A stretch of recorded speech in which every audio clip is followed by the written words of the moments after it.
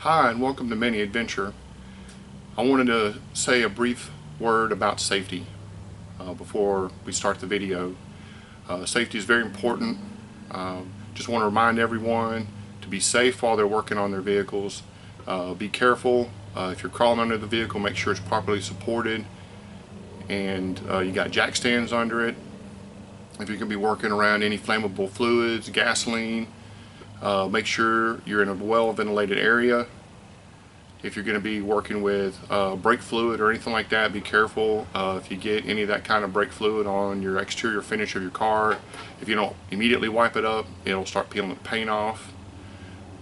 Just encourage everyone to think before you do something. If something doesn't look safe, stop, re-examine what you're doing and make sure that what you're doing is safe. I always recommend to wear a pair of mechanics wear gloves. Now, you may see me not wearing them sometimes. That's because if I have to reach up in there and get the proper feel for a bolt or a fastener, and then just sometimes you can't grab it when you have gloves on. But just be careful. If the engine's still hot, make sure you let it cool down.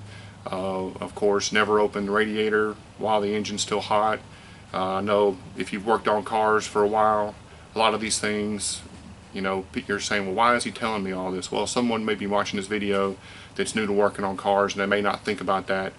A lot of people have been scalded really badly by opening up a radiator. It seems like common sense, but all the time you hear about those kind of things happening. So just want to bring safety to the forefront and think about that whenever you're doing something, that you remember always safety first. And once again, thanks for tuning in to Mini Adventure.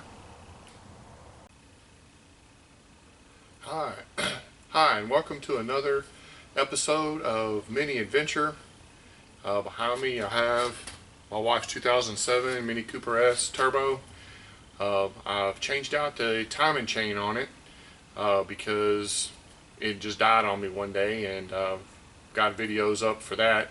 But once I've changed it out, I'm still having problems with it. It still won't start. So I'm going to continue troubleshooting this for right now, and I want to give you an opportunity to see and listen to exactly what it's doing. So let me pause the video and I will reset the camera up so that you can see what's going on and you can hear what it's doing. Okay, as you can see, I've got everything back together from putting the timing chain on. Of course, got oil in it, put the timing chain back in time, everything's installed back together, spark plugs and everything are in it. But I wanted you to listen to what it sounds like. And what I think is going on is, I think that when my timing chain, I believe that it actually jumped time like 1, maybe 2 teeth, and when that happened, the pistons or the valves touched themselves, and what I think is I've got some bent valves in the engine. So it looks like I'm probably going to have to go ahead and take the cylinder head off so that I can look at that and see what's going on with it. So, but first I want to let you guys hear what it sounds like, what her car sounds like right now with the in the condition that it's in right now. So just listen up and I'm going to try and start it.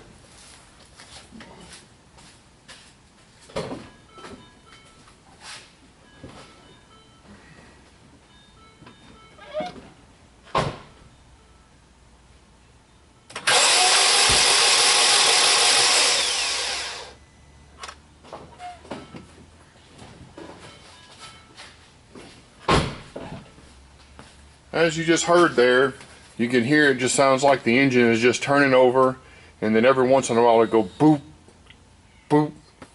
So that's what is leading me to believe that there's no compression. Of course, as you can see, that's with the spark plugs in, coil packs and everything hooked up just like it should be ready to run.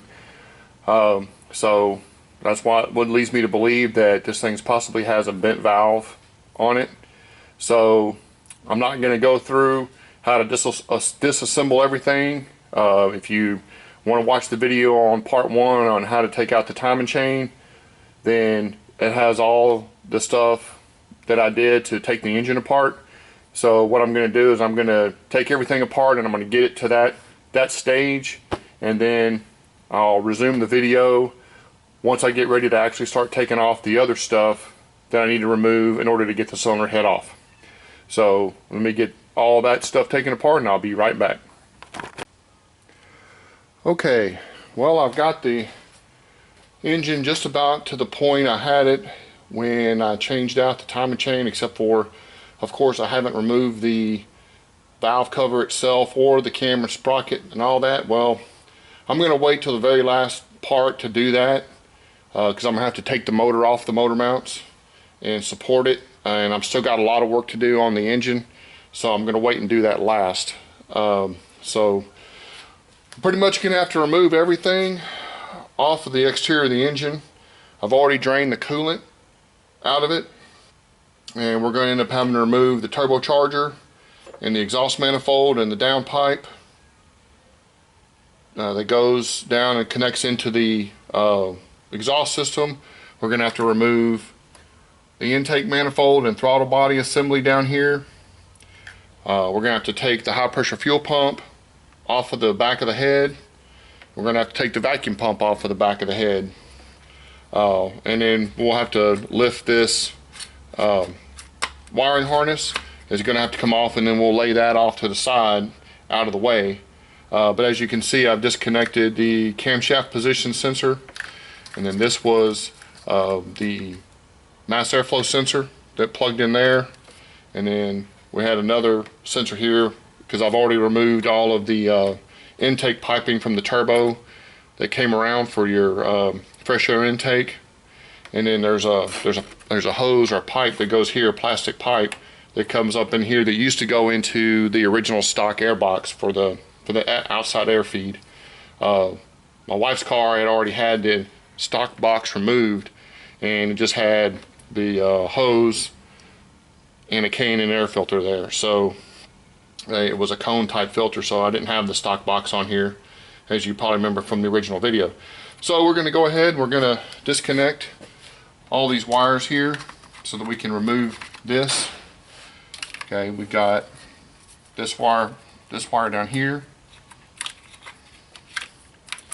that we're going to take off, and then we have this one. This is your temperature sensor.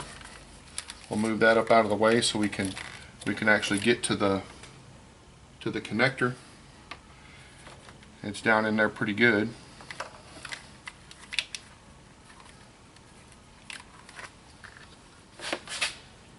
I have to take a little tiny screwdriver and get in there and pop that off. And we'll just set that up underneath the tab. Reach in here and slide that off. And of course we'll have to remove this cover.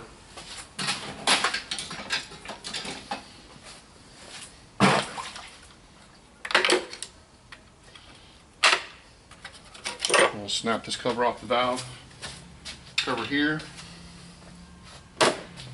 and we'll pull up all of the connectors for the coil packs. We've got this 8mm screw here. I don't know if you can see it, I may not have it panned out. We've got a ground connector here that we need to pull out. This actually goes to the pre-catalytic converter oxygen sensor. I had to remove it so that I could get down in there and release the clamp for the lower radiator hose so I could drain the radiator.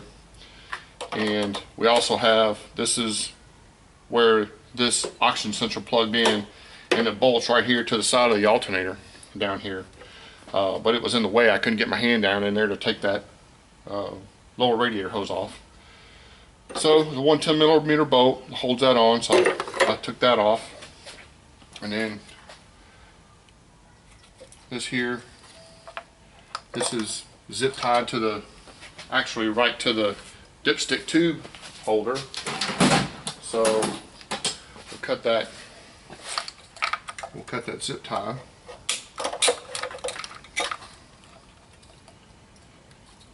Okay, and then we'll disconnect this ground.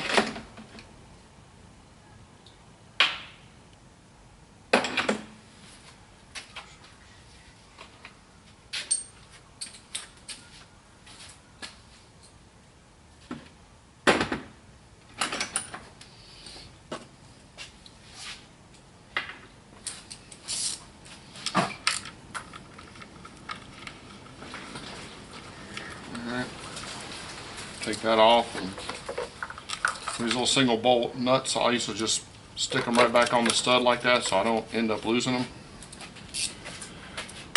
Alright, so now we've pretty much got this out of the way. We do have a few vacuum hoses here. One comes over here, of course, to the vacuum pump. One comes over here to the turbo.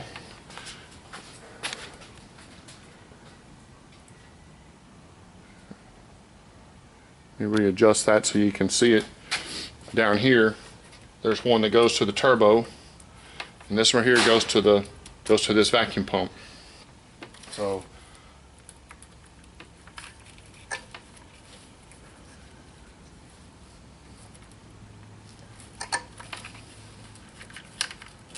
alright.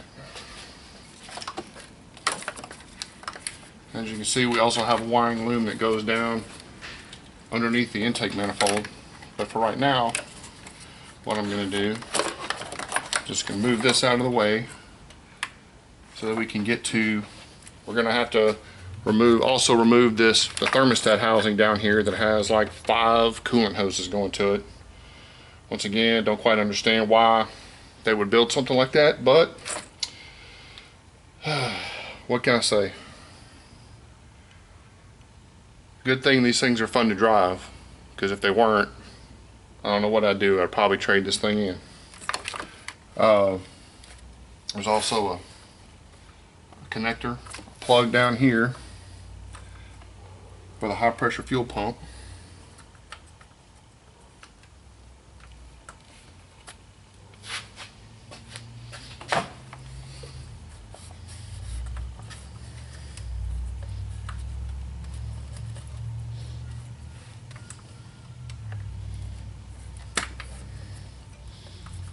Got a little bit more difficult type connectors, got a pin on either side.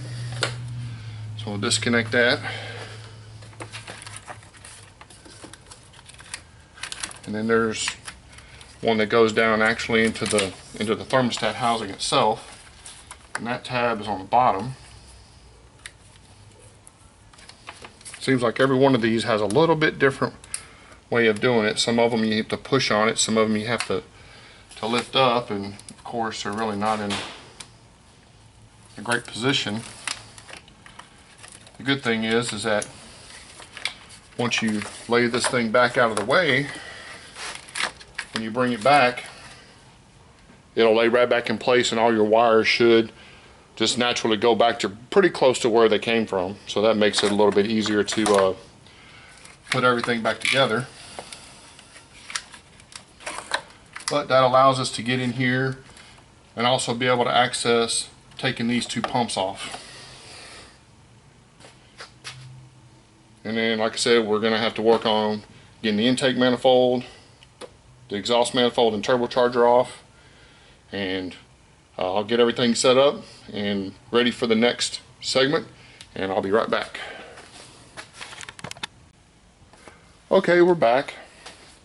Next thing we have to do, now that we've got this loose, is we need to remove the 4 hoses that go to the thermostat housing, and 2 of them go to the heater, supply and return, and then 2 of them, these 2 big ones right here, actually go to the radiator and to the turbo. So go ahead and use a pair of pliers here to release the clamps.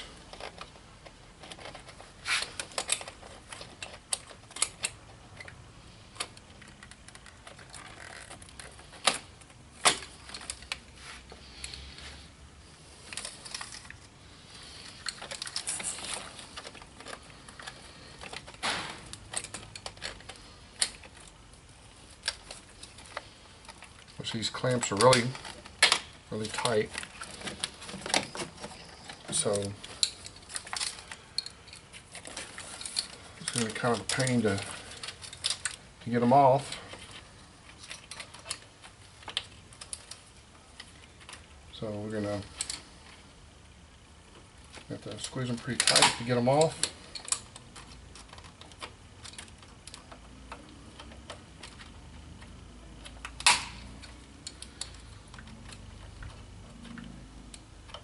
Alright,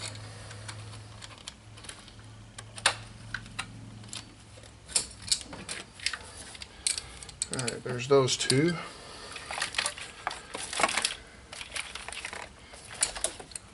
Got this one here.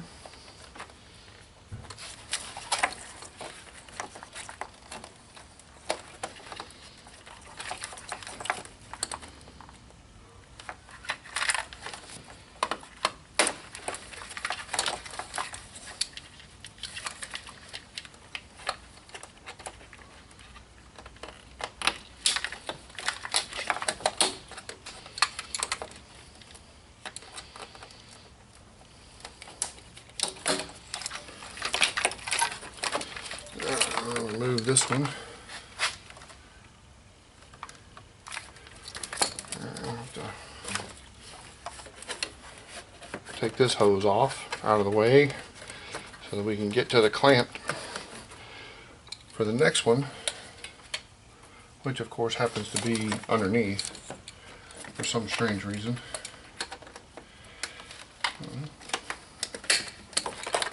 Alright, move that one back. Slide that hose off.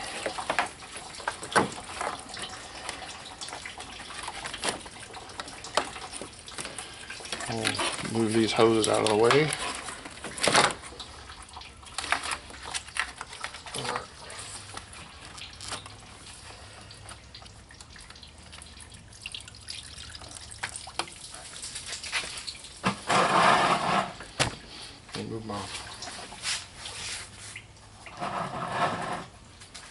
Move my pan. As I pull these heater hoses off, it's going to all run down the back of the engine.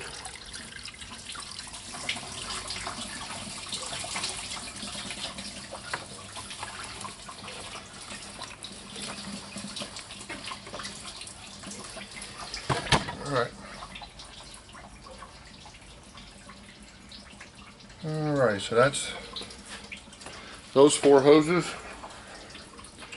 And then there's one more in the back. I'll try to see if I can get a light in there to show you on this one.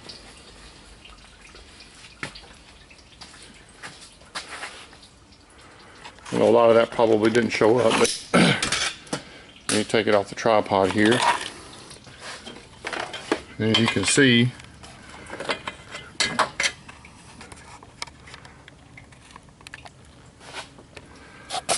there's one of the hoses.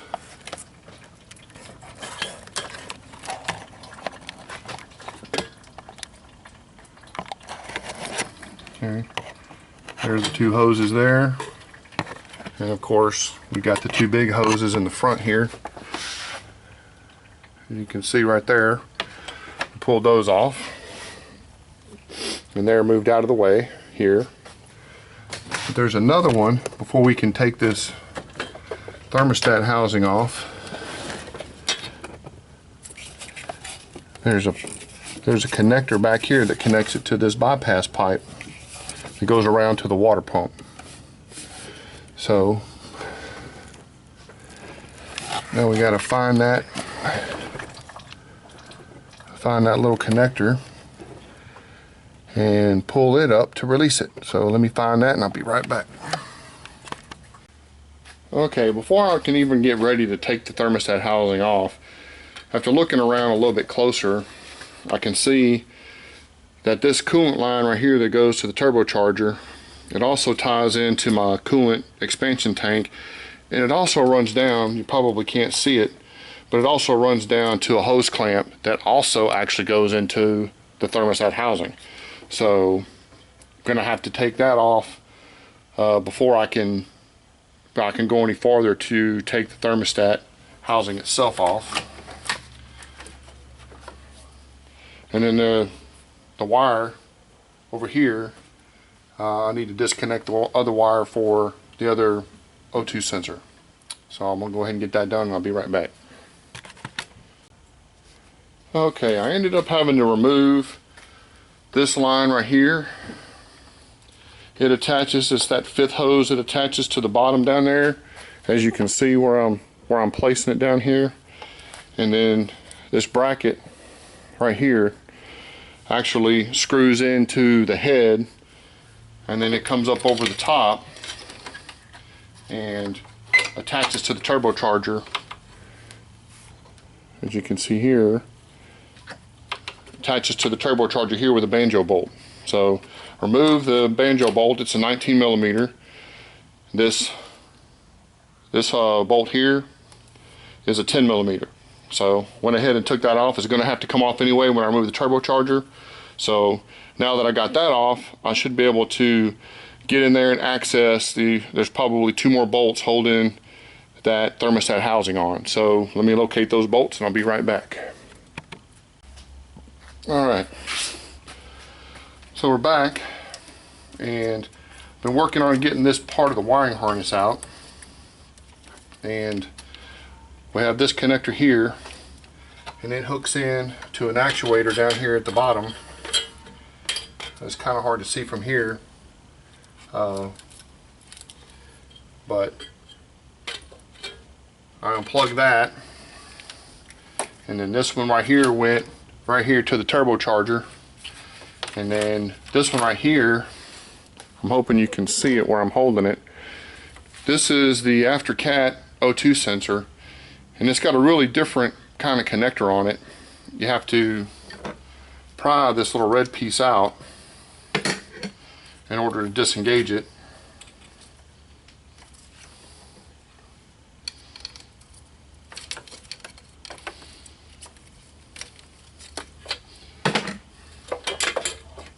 And once you pull it out,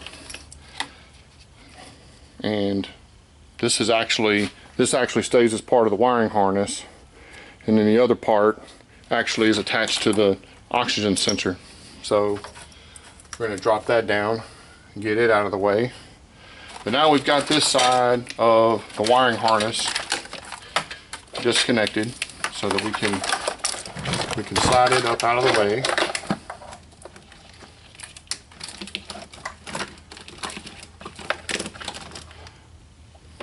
And here in a second I'm going to grab a zip tie, and I'm going to tie that thing up out of the way so it doesn't fall back down here while I'm trying to work. But now we can get a good look at the thermostat housing. So we can see one 10 millimeter bolt here. We've got our temperature sensor here, screws into there, and then there's some other bolts that are underneath, but at least now we can get to them. So I'm going to move that hose out of the way and proceed to find those bolts and take them out. They look to be 10 millimeter, so let me work on that and I'll be right back. Okay, here's the thermostat housing. As you can see, it's got a bunch of holes going in and out.